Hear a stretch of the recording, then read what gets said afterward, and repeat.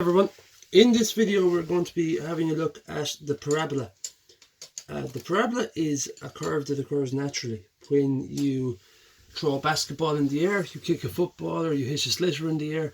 The flight path that ball makes from the time it leaves your foot, it reaches the top point and it comes back down to ground again. The flight path it makes is called a parabola. In nature it also occurs where fish jump out of the water, and the path that they make when they leave the water until they re-enter is in the shape of a parabola as well.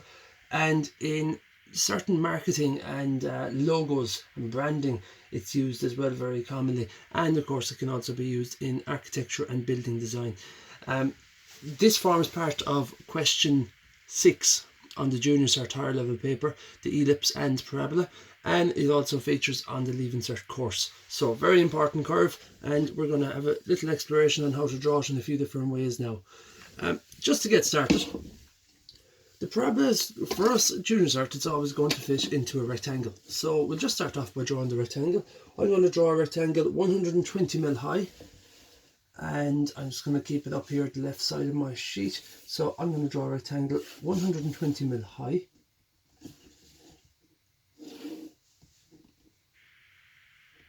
and 96mm wide. Now these sizes can vary, and they will vary from question to question. So for this one to start, 120 high, 96 wide. Now just finish off that rectangle, and I'm going to label the four corners of the rectangle A, B, C and D. So starting off here in the bottom left corner, I'm going to go for point A, point B, point C and point D. Now just to understand what's happening here, this is the beginning of the curve, or of the path of flight. This is the point where you kick a football and it is leaving your foot. It goes up in the air. At a certain point it stops momentarily, and it comes back down to ground in the exact same flight path as it went up. So whatever the curve it is to get up to the top, or the vertex as we call it, the curve on the way down, or the flight path on the way down, is a mirror image of what happened on the left side. Now, if it's a mirror image, that means that we don't need to construct both sides. We can construct one side and mirror it across using axial symmetry. To do that, I need to split the object in half, split the box in half. So 96, half of that is 48. I'm going to split it in half. I'm going to draw the central axis. Now, with the central axis drawn, I'm just going to add in one little mark right here, and that is the vertex. So, just to make sure we understand the problem, we're going to construct a parabola that goes from A up to the vertex. Then we're going to mirror that curve across the central axis and find the second half of the curve. Now, I've already completed one step. I always set this out as about a 5-step process. So step 1 is mark the vertex. And that might also include finding the central line for the vertex, but step 1, mark the vertex. Step 2, mark two opposite sides.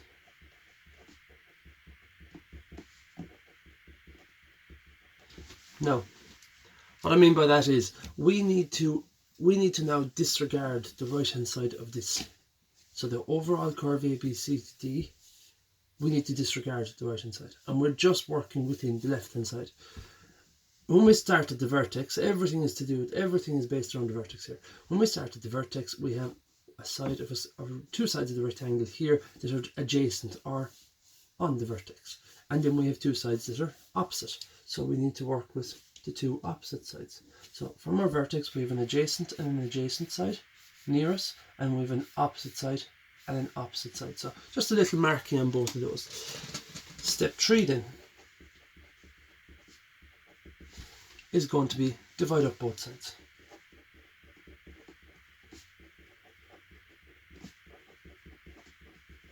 So when I say divide them, we don't divide them anywhere randomly. we need the same number of divisions on the left and on the base. So whatever number of divisions I can get onto my left side, I get onto my base. Now what I would always be aiming for here is maybe 4, 5 or 6 divisions, and it all depends on the question. It depends how big the question is. For this one right now, what we need to have a look at is the maths maybe. The total height of this was 120, and the width of one portion is 48. Now if I just wanted to work on the math side of this here, it's quite a big curve. I'd like to have a good few points in here so that I can help myself to freehand from point to point, rather than just having maybe, let's just say, one point in the middle and I have to freehand a huge curve. It's not accurate. The maths will work out very well here at 6 divisions. So 6 divisions of 20 mil high and 6 divisions of 8 mil along. We're going to encounter some situations where the maths doesn't work out, and then we'll have to work with some other techniques there. For now, the maths works, so 6 8's 48, so 8, 16, 24, 32, 40 and 48. Along the side,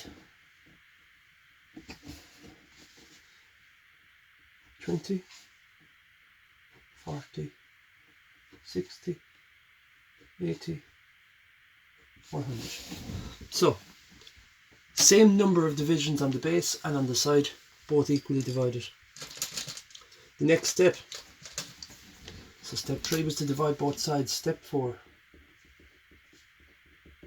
is to number all points, but number away from the vertex.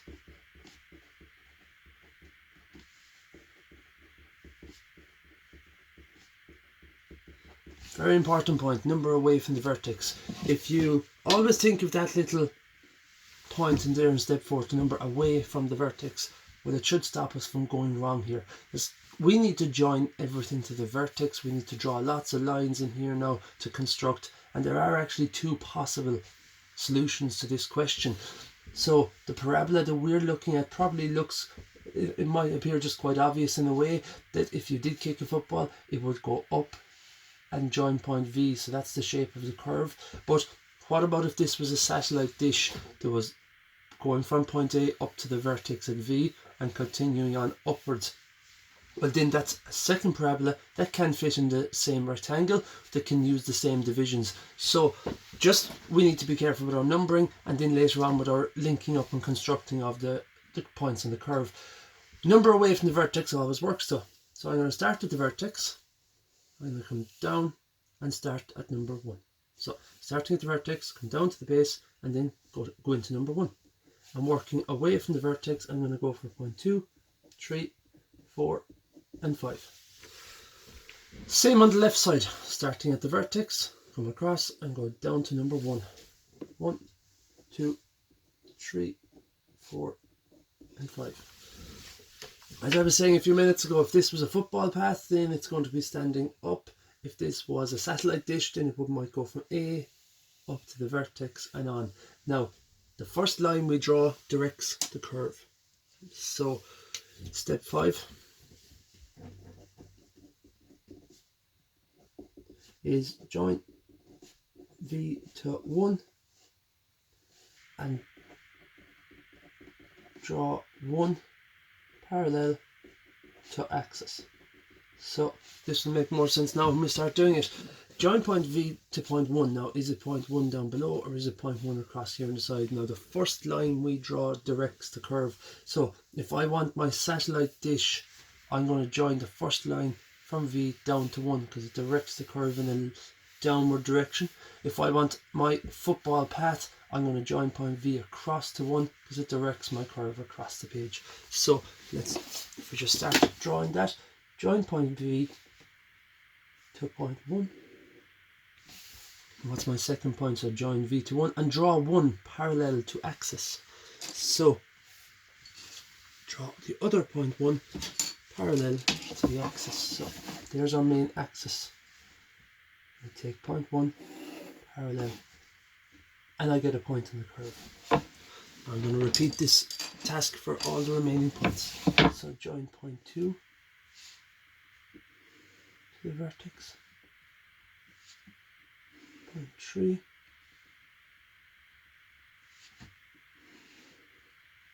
4, 5. And from the corresponding points, I'm going to go parallel to the axis. So from point 2 up to hit line 2. From point 3 to hit line 3. Point 4 to line 4. And point 5 to line 5. Now, once that's done, I have the start. I have a point, 1, 2, 3, 4 and 5 points on my way from the start to the vertex. So we're freehanding that curve.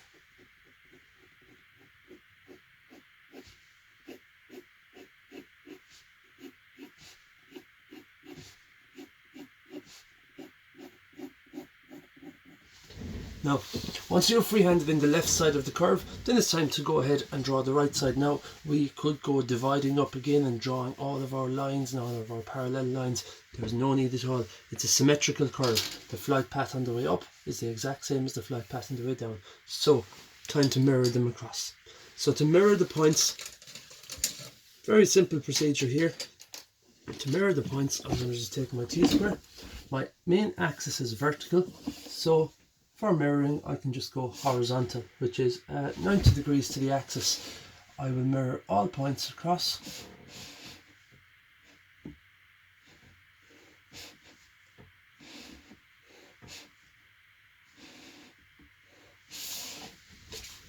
Every orange line that I just drew on the page is at 90 degrees to the axis. That rule will always stand, so if I turn this on its side or if I turn it at an angle, this rule always stands when you're mirroring something. So, next job, we take our compass, we'll just drop it on the axis, you take your distance to the left and you swing it to the right. This is much like axial symmetry that we would have learned in transformation geometry.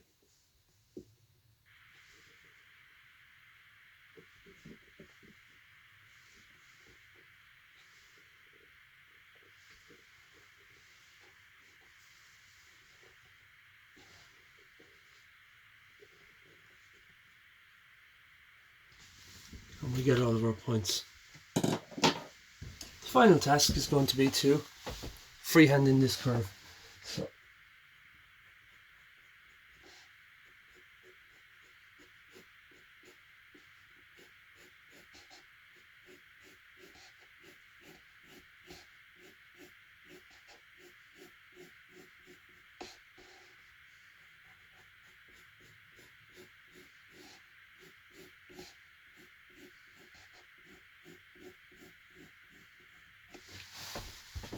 and that's it, that's our first parabola drawn. Now, moving on to the next one, the next parabola we're going to draw it in a different orientation. So, first parabola here, as I said, shows the flight path of a ball going from A up to the vertex, back down to point D. Symmetrical curve through the axis.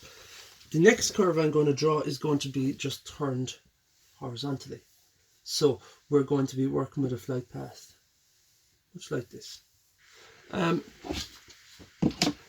This has some applications in this orientation. It has some applications in automotive and in lighting, where all the light beams of a specific light working from a certain point on the curve shine and go horizontally out. So all the beams and the light will go horizontally across your page, for example. Now we'll just start drawing. We're going to start off with just a line down around here. I'm going to drop in a 100mm wide box. So 0 to 100, and it's going to be 70mm high.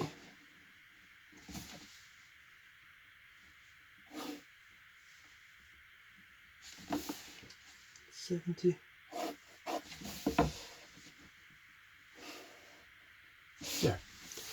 This time we'll label our corners again.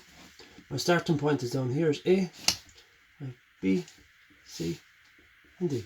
So we want a parabola that goes from A, hits a vertex in the center and goes back down to D. So the first job is, that was 70, so we're going to just mark it at 35 and draw the central axis. Now, I have my central axis there. Step 1, we had last time, mark the vertex. Step 2, mark the two opposite sides. So I'm going to start off and I'll draw the lower half of the curve and I'll mirror it up to the top. So that means I'm disregarding the top half of this rectangle. I'm just working on the bottom half.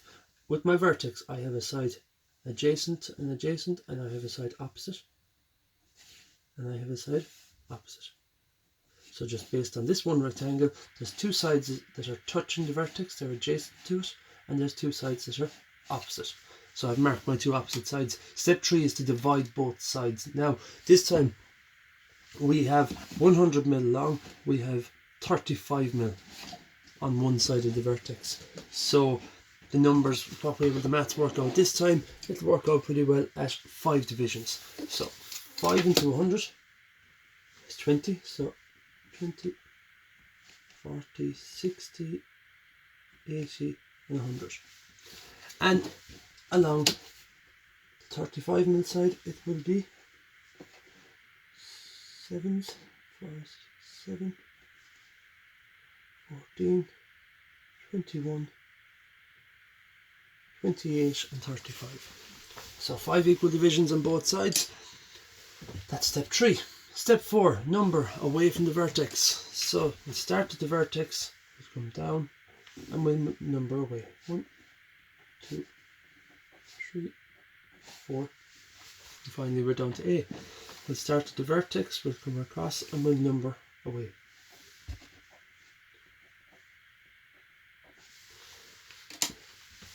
Step 5, join the vertex to point 1 and draw the other point 1 parallel to the main axis. So we're looking at what direction do we want this curve to go. Do we want this parabola? In which case it's going this direction towards point 1, or do we want the low down parabola? In which case it's going down to point 1. So we want the one that goes down because we know the overall shape we're looking for. You'll always be given some little graphic to show you what the shape should look like, and you'll figure out the first line directs the parabola down. So let's get going. Let's draw that first line from the vertex down to point 1, and from the other point 1 parallel to the axis. And that gives us a point in the curve. We'll repeat this step for all the remaining points. From the vertex down to point 2, 3 and 4. From point 2 onto line 2, point 3, line 3 and point 4 onto line 4, and we get point 1, 2, 3, 4 and the end. So let's freehand that in.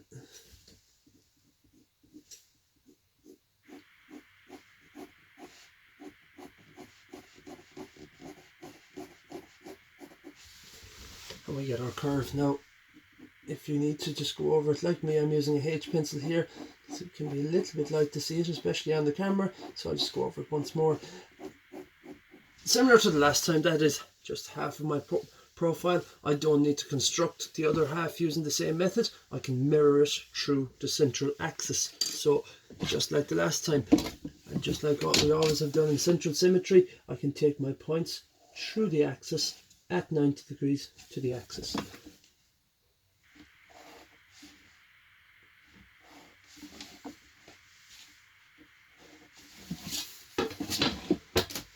I'll take my compass on the axis and swing it up.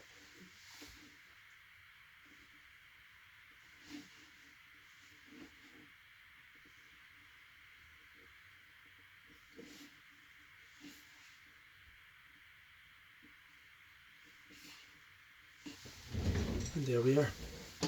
That's the rest of our remaining points for this curve.